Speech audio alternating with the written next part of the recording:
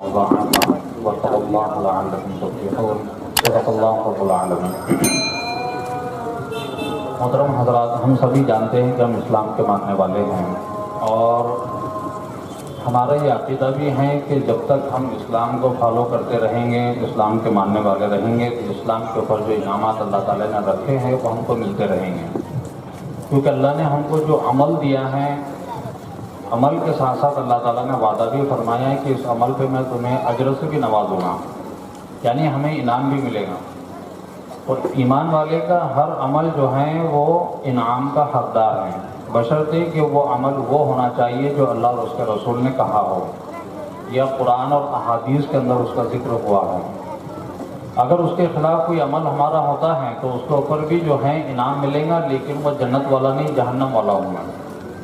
اس لیے قرآن کے اندر اللہ تعالیٰ نے بہت سارے احکامات نازل فرمائے، اور وقتاً فوقتاً جس حکم کی ضرورت تھی اللہ تعالیٰ اس کو نازل فرماتا تھا، لیکن سب سے آخر کے اندر جو حکم نازل ہوا وہ ہے سود کا۔ مجھے جو آج اس پروگرام کے اندر جو عنوان دیا گیا وہ سود کا ہے، اور سود جو ہے آج کے زمانے کے اندر ڈیولپ ہوتا ہوا سب سے بڑا جو ہے فائدہ مند عمل ہے۔ غیر قومی نہیں بلکہ مسلمان بھی اس کے اندر جو ہے ملوث ہے، اور باقاعدہ اس کی ایک ایسی سیٹنگ ہے، اس کا ایک ایسا مشن ہے جس کے اوپر ہر قوم کام کر رہی ہے۔ ظاہری اعتبار سے بھی اس کے اوپر کام ہو رہا ہے، باطنی اعتبار سے بھی اس کے اوپر کام ہو رہا ہے۔ کسی کی مجبوری کا بھی فائدہ اٹھایا جاتا ہے، کسی کے جو ہے ناحق ہونے کے حساب سے اس کا فائدہ اٹھایا جاتا ہے۔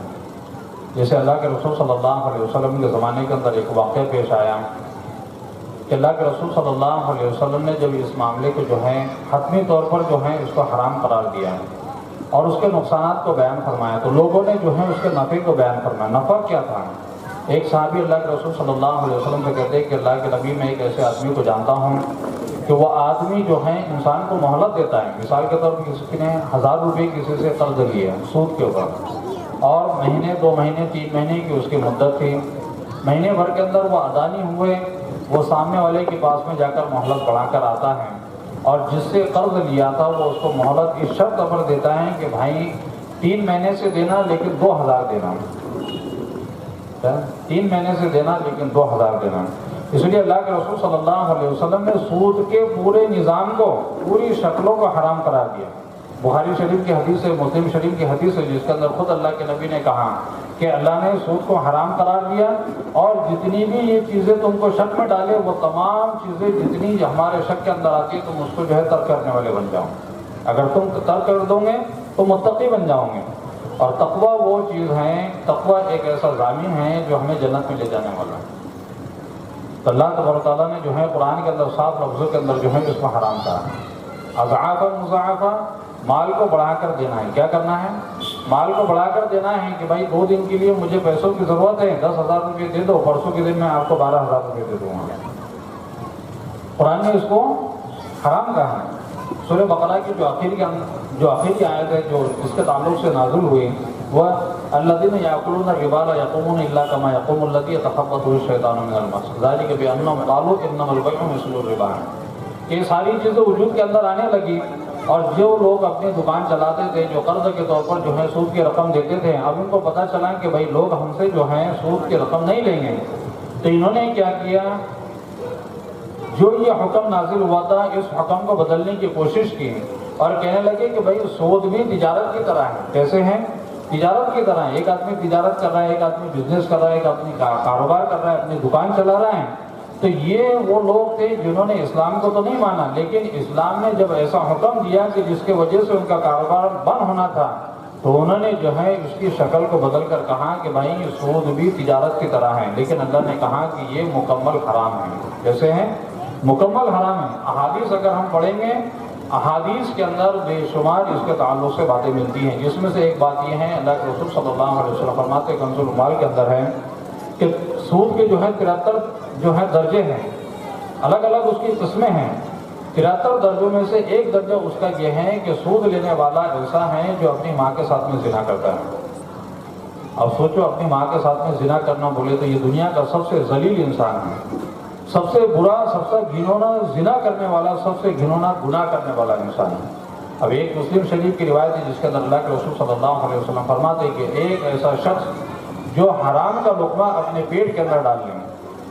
اب لقمہ جو ہے پانی کا ہو یا اناج کا ہو، انسان اس نیت سے کھاتا ہے کہ اس کی زندگی بڑھے، اس کی سانسیں چلے، اس کا جسم بڑھے، اس کو قوت ملے۔ لیکن جب اللہ کے رسول صلی اللہ علیہ وسلم نے اس کے تعلق سے فرمایا کہ کوئی شخص حرام کا لقمہ، سود حرام ہے، اور حرام کا لقمہ اپنے پیٹ کے اندر ڈالتا ہے، اللہ کے رسول صلی اللہ علیہ وسلم فرماتے ہیں کہ یہ شخص کے لیے دنیا کے اندر اعلان کر دو کہ اس کے لیے ہم نے جہنم کی خوشخبری یہیں دے دی ہے۔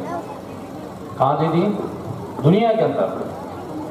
اب ایک روایت ہے وہ بھی مسلم شریف کی ہے جس کے اندر اللہ کے رسول صلی اللہ علیہ وسلم فرماتے ہیں کہ جو شخص حرام کا لقمہ کھاتا ہے اللہ تعالیٰ اس کی عبادت کو قبول نہیں کرتا ہے۔ اب دیکھو ہم بہت سارے عمل جو ہیں انہی چیزوں کے اندر کرتے ہیں۔ ہم نے جو ہے حرام کا لقمہ کھا لیا، سود کی رقم لی۔ سود کی رقم کا ہم کو معلوم نہیں، چھوٹی سی مثال میں دیتا ہوں۔ ہم جتنے بیٹھے ہیں، جتنے بھی 18 سال کے اوپر کے ہیں، 19 سال کے اوپر کے ہیں، یہ لوگ جو ہیں بینکوں کے اندر اپنا اکاؤنٹ کھولتے ہیں، سیونگ اکاؤنٹ ہے نا، سیونگ اکاؤنٹ کھولتے ہیں۔ آج کے زمانے کے اندر سب سے بڑا ولی اور سب سے اللہ کا محبوب بندہ وہ ہیں جو اپنے سیونگ اکاؤنٹ کا انٹرسٹ لکھ کر رکھتا ہوں، سب سے بڑا۔ آج خود اپنے دل کے اوپر ہاتھ رکھ کر دیکھ لے کہ بھائی میرے اکاؤنٹ کے اندر کب کب سود کی رقم آئی، کوئی نہیں جانتا۔ اس لیے اللہ کے رسول صلی اللہ علیہ وسلم نے کہا کہ سود کی رقم کو اپنے مال سے الگ کر دو۔ 1 لاکھ روپے کے اندر بھی اگر 1 روپیہ ملا دیں گے تو یہ 1 روپیہ پورے 1 لاکھ روپے کو سود کا بنا دے گا، پورا سود۔ اس لیے ہم خود دیکھیں، ایک مثال میں نے دی ہے، ایسے ہزاروں ہمارے کام ہیں جس کے اندر ہم سود کی رقم استعمال کر لیتے ہیں۔ اب اس کے بعد ہم دعا کرتے ہیں، اس کے بعد نماز پڑھتے ہیں، اس کے بعد روزے رکھتے ہیں، اس کے بعد سحری افطاری کرتے ہیں، جمعہ پڑھتے ہیں، عیدین پڑھتے ہیں، لیکن کوئی عمل قبول نہیں ہوتا ہے۔ کیوں؟ اللہ کے رسول نے پہلے ہی کہہ دیا کہ جس نے حرام کا لقمہ کھا لیا اس کا عمل قابل قبول نہیں ہے۔ اب لقمہ کھانے کے بعد میں یہ عمرے کو بھی جا رہا ہے، لقمہ کھانے کے بعد میں یہ حج کو بھی جا رہا ہے، وہاں غلاف کعبہ پکڑ کر دعا کر رہا ہے، لیکن پہلے ہی اس نے اپنا اکاؤنٹ بند کر لیا ہے، اس کی کوئی دعا قبول نہیں ہونے والی، پہلے اس کا اکاؤنٹ بند ہو گیا۔ اب وہ وہاں سے عمرہ کر کے بھی آ رہا ہے، حاجی بن کر بھی آ رہا ہے، لیکن نہ گھر کے اندر فائدہ ہے نہ محلے کے اندر فائدہ ہے۔ حاجی صاحب ویسے ہی ویسے گھوم رہے جیسے پہلے بھٹک رہے تھے، صرف لیبل چینج ہو گیا۔ اس لیے اللہ تعالیٰ نے سود کو جو ہے مکمل حرام کر دیا، اس کی جتنی بھی قسمیں ہیں ساری قسمیں حرام ہیں۔ ہم اس کے اندر ہلا نہیں کر سکتے ہیں، ہم اس کے اندر تبدیلی نہیں کر سکتے ہیں، ہم اس کے اندر چینجنگ نہیں کر سکتے ہیں۔ اس لیے اللہ کے رسول صلی اللہ علیہ وسلم نے جب اس چیز کا اعلان کیا تو آپ صلی اللہ علیہ وسلم کے چچا تھے حضرت عباس رضی اللہ تعالیٰ عنہ، ان کا سود کا بہت بڑا کاروبار تھا۔ اللہ کے رسول صلی اللہ علیہ وسلم نے کہا کہ میں خود ذاتی طور پر اس چیز کا اعلان کرتا ہوں کہ میرے چچا نے جن لوگوں کو سود کی رقم دی ہے، میں اعلان کرتا ہوں کہ وہ سود کی رقم معاف ہے۔ کیا ہے؟ سود کی رقم معاف ہے۔ چچا اس مجلس کے اندر حاضر نہیں تھے، جب وہ آئے اللہ کے رسول صلی اللہ علیہ وسلم کا پیغام آپ کو پتہ چلا کہ آپ کے بھتیجے نے اس طریقے سے اعلان کیا، تو وہ بھی لوگوں کے اندر آنے کے بعد میں کہنے لگے کہ میرے بھتیجے نے تو اعلان کیا کہ سود کی رقم جو ہے معاف کر دی، میں تو اس بات کا اعلان کرتا ہوں کہ میں نے اصل رقم جن کو دی ہے وہ بھی میں نے معاف کر دی۔ یہ ہوتا ہے اسلام کے اندر داخل ہونا اور اسلام کی چیز کے اوپر عمل کرنا۔ یہ چیزیں جب ہوتی ہیں تو انسان جو عمل کرتا ہے اس کے اوپر اس کو اجر ملتا ہے، چاہے دنیا کا ہو کہ آخرت کا ہو۔ آج ہم دنیا کے اندر بھی اللہ کی مدد کے لیے ترس رہے ہیں، قبر کے اندر بھی ہم ترسیں گے اور حشر کے اندر بھی ترسیں گے۔ آج دیکھو دنیا ہمارے اوپر کتنی تنگ ہوتے جا رہی ہے۔ بعض عمل ایسے ہوتے ہیں کہ انسان تنہائی میں کرتا ہے، اکیلا کرتا ہے، لیکن اس کی نوست جو ہے دوسروں کو بھی پہنچتی ہیں۔ بعض عمل ایسے ہوتے ہیں اجتماعی طور پر ہوتے ہیں اور اس کی نوست اجتماعی طور پر ہوتی ہیں۔ خود احادیث اگر ہم پڑھیں گے تو اللہ کے رسول صلی اللہ علیہ وسلم نے ایمان کے 4 درجے بتائے، جس میں سے ایک آخری درجہ یہ ہے کہ برا کام ہوتا ہوا اگر کوئی انسان دیکھے اس کو نہ روکے، سمجھ لو کہ اس کے سینے میں ایمان نہیں ہے۔ کتنے ہمارے گھرانے ایسے ہیں، ہمارے رشتے دار ایسے ہیں جنہوں نے سود کی رقم لی ہے اور وہ استعمال کرتے ہیں۔ اب مرد نہیں ہے لیکن عورتوں کے لیے بھی جو ہے اسپیشل یہ پروگرام چلتا ہے، عورتوں کو بھی لون ملتا ہے اور پھر جو ہے اس کے ہفتے بنائے جاتے ہیں اور باقاعدہ اس کو جو ہے وصول کرنے کی کوشش کی جاتی ہے۔ بتاؤ جس گھر کی عورت سود کی رقم لے کر اپنا گھر چلائیں اور اپنے بچوں کو بھی وہ رقم کھلائیں، کیا ہم اس بات کی امید رکھ سکتے ہیں کہ یہ بچوں کے ذریعے سے یہ بچے بڑے ہو کر ہماری دینی خدمت کریں گے یا ہمارا اکرام کریں گے یا ہم کو جو ہے اچھے سے گھر کے اندر رکھیں گے؟ جن بچوں کو حرام کا لقمہ کھلایا جاتا ہے وہ کہاں سے ہمارے تعظیم کریں گے؟ فقہ اگر ہم پڑھیں گے، امام ابو حنیفہ رحمۃ اللہ علیہ نے ایک مسئلہ بیان فرمایا ہے کہ کبھی بھی کسی چیز کو کھانے کی چیز ہو بغیر اجازت کے مت کھاؤ، بغیر اجازت کے۔ تو پوچھا گیا کہ بھائی بغیر اجازت کے، جیسے ہم بازار کے اندر جاتے ہیں، بازار کے اندر جانے کے بعد میں کوئی شنگدانہ بیچ رہا ہے، کوئی کھانے کی چیز بیچ رہا ہے، مونگ پھلی بیچ رہا ہے، تو ہم کیا کرتے ہیں؟ سودا کرنے سے پہلے اس کو جو ہے لے کر کھانا شروع کر دیتے ہیں۔ امام ابو حنیفہ نے باقاعدہ فقہ کے اندر اس کے مسئلے کو جو ہے واضح کیا کہ سب سے پہلے تو تم نے اس کو بغیر اجازت کے لیے جو شریعت نے حرام قرار دیا ہے، اور فقہ کے اندر اس کے نقصان کا بیان فرمایا کہ انسان جب کھاتا ہے، چاہے ایک لقمہ ہو یا ایک دانہ ہو، مثال کے طور پر ایک شنگدانہ میں نے کھا لیا، ایک مونگ پھلی میں نے کھا لی، وہ میرے پیٹ کے اندر چلی گئی، پیٹ کے اندر جانے کے بعد میں میرے سر کے بالوں سے لے کر پیر کے ناخن تک وہ ساری چیزوں تک جو ہے اس کے جو ہے پہنچیں گا اثر، اس سے میرا گوشت بھی بنے گا، آنکھوں کی روشنی بنے گی، ہڈیوں کو طاقت پہنچے گی، خون بنے گا، اور میرے جسم کے اندر روشنی بنے گی، ساری چیزیں بنیں گی۔ امام ابو حنیفہ رحمۃ اللہ علیہ فرماتے ہیں اس سے انسان کے اندر مادہ مانویہ بھی پیدا ہوتا ہے، جس سے بچے پیدا ہوتے ہیں۔ اگر یہ مادہ اسی چیز سے بن گیا تو بچے بھی نافرمان پیدا ہوں گے۔ کیا پیدا ہوں گے؟ بچے بھی نافرمان ہوں گے۔ آج کے زمانے کے اندر دیکھ لو، شروع سے یہ چیزیں ہمیں جو ہے پتہ ہی نہیں رہتا، ہم اس کا استعمال کرتے ہیں، بغیر پوچھے کسی کی چیز کا استعمال کر لینا، بغیر پوچھے کسی چیز کا کھا لینا، بغیر پوچھے کسی چیز کا ایسا کاروبار کر لینا کہ پتہ چلا کہ بعد میں اس میں جو ہے سودی رقم دینا ہے۔ یہ ساری چیزیں اللہ تعالیٰ نے حرام قرار دی ہیں، اور آج ہم اس کو خصوصی اللہ کے رسول صلی اللہ علیہ وسلم کے زمانے کے اندر ایک واقعہ پیش آیا ہے۔ آپ صلی اللہ علیہ وسلم کے رشتہ دار تھے، تقریباً ابن ماجہ کے اندر یہ واقعہ ہے۔ اللہ کے رسول صلی اللہ علیہ وسلم کے زمانے کے اندر یہ معاملہ ہوا کہ ایک عورت نے جو ہے ایک شخص کو جو ہے قرض دیا ہوا تھا، اور قرض کی میعاد متعین تھی کہ بھئی اتنے دنوں کے اندر تمہیں قرض دینا ہے، اتنے دنوں کے اندر تمہیں قرض دینا ہے۔ لیکن جب وہ میعاد مکمل نہیں ہوئی اور ضرورت مند نے اپنے قرض کو طلب کیا تو انہوں نے جو ہے اس کو بڑھا کر دیا۔ اللہ کے رسول صلی اللہ علیہ وسلم کو جب یہ بات پتہ چلی تو اللہ کے رسول صلی اللہ علیہ وسلم نے کہا کہ جو ایکسٹرا چیز تم اس کے اوپر حاصل کر رہے ہو، یہ دنیا کے اندر جہنم کی چیزیں اپنے پیٹ کے اندر ڈال دو۔ جہنم کی چیزیں ہمیں پتہ نہیں چل رہا ہے، ہمیں خالی ایسیڈیٹی ہوتی ہے تو پتہ چلتا ہے کہ بھئی پیٹ میں جلن ہو رہی ہے، لیکن جب قبر کے اندر رکھے جائیں گے تو اوریجنل ایسیڈیٹی وہاں پر ہوں گے، پھر پتہ چلے گا کہ بھئی پیٹ میں کیوں جلن ہو رہی ہے۔ اس لیے اللہ تعالیٰ نے یہاں پر ہم کو موقع دیا ہے کہ ہم اپنے اعمالوں کو درست کریں۔ قرآن جو ہے وہ ہماری رہبری کے لیے آیا ہے، اور سودی نظام کو اخیر کے اندر اللہ تعالیٰ نے ختم کیا۔ کیوں؟ سارے احکامات تو اس سے پہلے آ چکے تھے، سود کی حرمت آخر کے اندر کی ہوئی۔ دیکھو دنیا اس سے ہر کوئی محبت کرتا ہے، ہر کوئی محبت کرتا ہے، بوڑھا ہو، جوان ہو، مسلمان ہو، غیر مسلم ہو، عورت ہو، بچے، ہر کسی کو اس سے محبت ہے۔ اس لیے اللہ تعالیٰ نے پہلے ایمان کو مضبوط کیا، عمل کو مضبوط کیا، اور پھر کہا کہ اب سود حرام ہے، کیونکہ دنیا کو چھوڑنا ہے۔ کیا کرنا ہے؟ دنیا کو چھوڑنا ہے۔ تو پہلا واقعہ حضرت ابن عباس کا پیش آیا تھا۔ حضرت ابن عباس نے اعلان کر دیا کہ میرے بھتیجے نے اعلان کیا کہ سودی رقم معاف ہے، میں تو اعلان کرتا ہوں کہ میری اصل رقم بھی معاف ہے۔ یہ جگر کی بات ہوتی ہے۔ کس کی بات ہوتی ہے؟ جگر کی بات ہوتی ہے۔ اگر کوئی مسجد کا امام ممبر پہ بیٹھ کر کہیں کہ بھائی میرا مصلی فلاں فلاں سود کا کاروبار کرتا ہے، اور اگر وہ اعلان کر دی کہ بھائی حجی صاحب کی طرف سے میں کہتا ہوں کہ سودی رقم معاف ہے، یہ چلے گا کہ آج کے زمانے کے اندر نہیں چلے گا۔ سب سے پہلے امام صاحب کا حساب کتاب ہوگا بغیر سود کے، کاٹا کوٹی کے ساتھ میں۔ ہمارے یہ نظام ایسا بنا ہوا ہے کہ اگر ہم کسی کو صحیح کہیں گے نا، وہ ہماری بات کو تسلیم نہیں کرے گا۔ جب دنیا کے اندر ہم اللہ کی بات کو تسلیم نہیں کر رہے ہیں، آخرت کے اندر اللہ ہم کو کیسے تسلیم کرے گا؟ کیسے تسلیم ہو سکتا ہے؟ اس لیے صحابہ کرام نے اپنے سینے کے اوپر پتھر رکھ کر دین کو حاصل کیا تھا، بھوکے پیاسے رہ کر دین کو حاصل کیا تھا۔ تب جا کر ایک ایک صحابی ایسا بنا تھا کہ وہ وقت کا عابد بھی تھا، وقت کا ولی بھی تھا، وقت کا مفتی بھی تھا، وقت کا عالم بھی تھا، اور ہر صحابی وقت کے ہر مسئلے کو حل کرنے کی طاقت رکھتا تھا۔ انہوں نے دین کو سیکھا تھا۔ آج ہم نے دین کو نہیں سیکھا ہے، ہمارے اوپر بھی دین فرض ہے۔ کتنا فرض ہے؟ طلب العلم فریضۃ علی کل مسلم مسلمہ، ہر مسلمان مرد اور عورت پر اتنا دین فرض ہے، جس شعبے کے اندر وہ کام کرتا ہے اس کے حلال اور حرام کی تمیز اس کے اندر آ جائے۔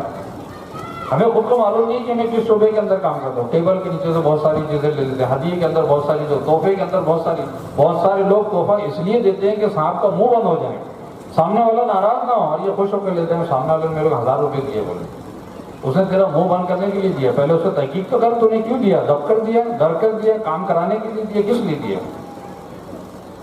یہ سوچا۔ مارکیٹ کے اندر اگر چلے، میں اپنا تجربہ بتاتا ہوں، جلگاؤں کے اندر ہی ہمارے جو باہر آن لائن کاروبار کرنے والے، سرکاری آفسوں کے اندر کام کرنے والے، سرکاری دفتروں کے اندر کام کرنے والے، ہمارے مسلمانوں کے منہ کو جو ہے یہ گوشت اتنا خطرناک لگا ہوا ہے کہ غیروں سے زیادہ ان کے دام ہیں، غیروں سے زیادہ۔ آپ تحصیل کے اندر چلے جائیں، وہاں نگر پالیکا کے اندر چلے جائے، کوئی مسلمان آپ کو مل گیا وہ غیر سے زیادہ پیسے مانگے ہیں، آپ مسلمان کو تکلیف پہنچا رہے ہیں۔ اللہ کے رسول صلی اللہ علیہ وسلم نے فرمایا کہ تم مسلمان کے کام آؤ، کام کب آئیں گے؟ نیکی کس کو کہتے ہیں؟ نیکی اس کو کہتے ہیں کہ سامنے والی کی ضرورت ہے اور اس کی ضرورت کو پورا کرے، اس کی ضرورت کو پورا کرے۔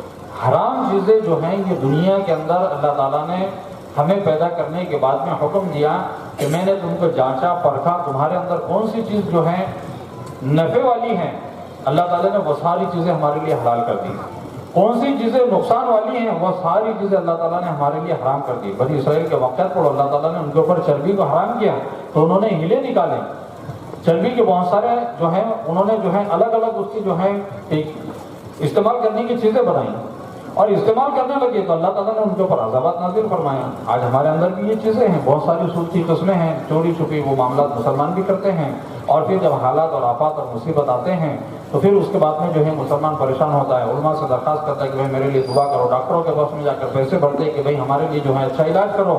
علاج کیسے ہوگا؟ جب ہم نے اللہ کو ناراض کر کر یہ کام کیے ہیں تو اللہ تو ہماری ہر چیز سے واقف ہے، وہ ہمارے شہرت سے قریب ہے، وہ ہماری ہر چیز کو جانتا ہے، وہ جانتا ہے کہ اس کی کون سی نس دبانا ہے اور یہ کہاں پر جو ہے جھکے گا۔ اللہ تو ان چیزوں کو جانتا ہے، اس لیے اللہ تعالیٰ نے قرآن کے اندر جو ہے ان چیزوں کو حرام قرار دیا۔ سود کے جتنے معاملات ہیں ساری چیزیں حرام ہیں اور حرام سے بچنا اتنا ہی جتنا ضروری ہے۔ جیسے شراب آج مسلمان بھی پی رہے ہیں لیکن وہ حرام ہے، کیا ہے؟ حرام ہے۔ اسی طریقے سے کسی مسلمان کے سامنے اگر ہم سور کاٹ کر رکھ دیں کہ بھائی یہ سور قرآن کے اندر حرام کہا گیا ہے لیکن اس کو کھاؤ تو وہ منع کرے گا، بھائی کیوں؟ وہ سور ہے۔ تو جس طریقے سے سور کی حرمت عام ہے اس طریقے سے سود اور شراب کی حرمت بھی عام ہے، ان کے اندر فرق نہیں ہے، فرق نہیں ہے۔ لیکن کچھ چیزیں ایسی ہیں جو معاملات کے اندر آتی ہیں کہ انسان ایک آنکھ بند کر کام کرنا شروع کر دیتا ہے اور وہ سوچتا ہے کہ چلو بعد میں دیکھیں گے، بعد میں چلنے سے کچھ نہیں ہے۔ جس کی اس کی قبر میں ہر کسی کو سونا ہے اور ہر قبر کے اندر جو ہے فرشتہ اسی سے اس کے نام عمل کی طرف جو ہے باتیں پوچھے گا۔ تو مجھے تو میری قبر میں میرے تعلق سے سوال پوچھے جائیں گے، میں خود اپنے جوابات دوں گا۔ تو ہمیں اپنی ذاتی طور پر فکر کرنا ہے کہ بھئی میرے معاملات کیسے، خطا اگر ہو گئی، گناہ اگر ہو گیا تو اللہ تعالیٰ خود قرآن کے اندر فرماتا ہے کہ میں نے جو ہے تمہیں اختیار دیا ہے کہ تم موت سے پہلے اس سے توبہ کر لو۔ جو بھی عمل ہے، جو بھی گناہ ہے، اللہ تعالیٰ موت سے پہلے اس کو معاف فرما دے گا۔ اور اللہ ہی ایک ایسی ذات ہے جو ہر گناہ کو معاف کرنے کی طاقت رکھتی ہے، اور ہمیں تو اللہ تعالیٰ نے ایسا پیدا فرمایا کہ روئے زمین پر جہاں خطا ہو رہی ہیں اللہ سے وہاں توبہ کر لو، ورنہ غیروں کو دیکھو، بنیوں کو دیکھے نا، بنیوں کو مارکیٹ کے اندر ہے، صبح چوک کے اندر بنیوں کی دکانیں کیا کہتے ہیں، عمر بھر جو ہے کاروبار کریں گا، لوگوں کو دھوکہ دے گا۔ وہ زنار بھی پہنتے ہیں، جو دھاگا پہنتے ہیں نا، دھاگا کیا ہوتا ہے اس کا مطلب؟ یہ دھاگا پہنتے برہمن اس نیت سے کہ بھائی ہمارے اندر گوشت کھانا حرام ہے، ہم اس کو نہیں کھائیں گے، لیکن برہمن ایسی ہوتے ہیں کہ وہ گوشت کھانے کے ٹائم پہ اس کو اتار کر رکھ دیتے ہیں، پھر اسنان کرتے ہیں، اسنان کرنے کے بعد میں اس کو دوبارہ غسل کرنے کے بعد یہ ساری عمر جو ہے انسانوں کا خون چوستا ہے، آخر کے اندر جو ہے یہ چند رقم جمع کرتا ہے، بنارس جاتا ہے، وہاں پر ایک روم خریدتا ہے اور وہاں پر گنگا نہانے کے بعد میں یہ اپنے آپ کو کہتا ہے کہ میں پوتر ہو گیا، اسی کے اندر جلا کر مجھے پھینک دینا ہے، تو ہم کہیں گے پوتر ہو گیا۔ اسلام تو کہتا ہے کہ جس کا حق مارا ہے اس کو پہنچاؤ، مطلب اس نے تو حق مار کر گیا۔ آج ہمارا بھی حال یہی ہے، حق مار کر ہم چاہتے ہیں کہ جنت میں جائیں، کیسے کہ جائیں گے؟ اللہ تعالیٰ نے ہم کو کتنا عظیم بنایا، کتنا اونچا مقام والا بنایا، جہاں تم سے خطا ہو رہی اسی جگہ پر توبہ کرو، میں قبول کرنے کے لیے تیار ہوں۔ آج ہم توبہ کے لیے ہاتھ اٹھانے کے لیے تیار نہیں ہیں۔ تو الحمدللہ میں اس ذات سے امید کرتا ہوں کہ ہم مسلمان ہیں، اللہ تعالیٰ نے ہمارے لیے قرآن، احادیث، یہ وہ چیزیں ہیں جو اللہ تعالیٰ نے پریکٹیکلی ہم کو دی ہیں کہ قرآن کو اگر سمجھنا ہے تو آپ صلی اللہ علیہ وسلم کو سمجھنا پڑے گا، آپ کی سیرت ہے اور آپ کی احادیث ان کو سمجھنا پڑے گا، اس کے مطابق ہم اپنی زندگی گزار سکتے ہیں۔ زندگی گزارنا بہت آسان ہے کیونکہ ہم ایسے زمانے کے اندر پیدا ہوئے جس زمانے کے اندر ساری فراوانی ہے، ایسے زمانے کے اندر صحابہ کرام نے جو ہیں عمل کیا جس زمانے کے اندر اتنی فراوانیاں اور اتنی عیش و آرام کی زندگی نہیں تھی۔ حضرت عمر کے حالات پڑھو، بخاری شریف کی روایت ہے، اپنی باندی جو ہے پینے کا پانی لا کر دیتی ہے، معمولی سی شربت، تو وہ شربت کو پینے کے بعد میں رونے لگ جاتے ہیں، روتے ہیں، تو باندی گھبراہٹ میں آ جاتی کہ وقت تک امیر المومنین بڑا جلالی ہے، مجھ سے کیا خطا ہوگی جو میں نے مشروب غلط تو نہیں دے دیا۔ بعد میں پوچھنے لگی، رونے سے رک گئے، بعد میں پوچھنے لگی کہ امیر المومنین کیا ہوا کہ میں نے پانی غلط دے دیا؟ کہنے لگی کہ نہیں، مجھے تو ایسا لگا کہ میرے عمل کا بدلہ اللہ تعالیٰ نے مجھے دنیا کے اندر دے دیا۔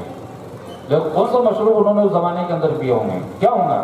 آج کتنی ورائٹی ہے، کتنی ورائٹی ہے۔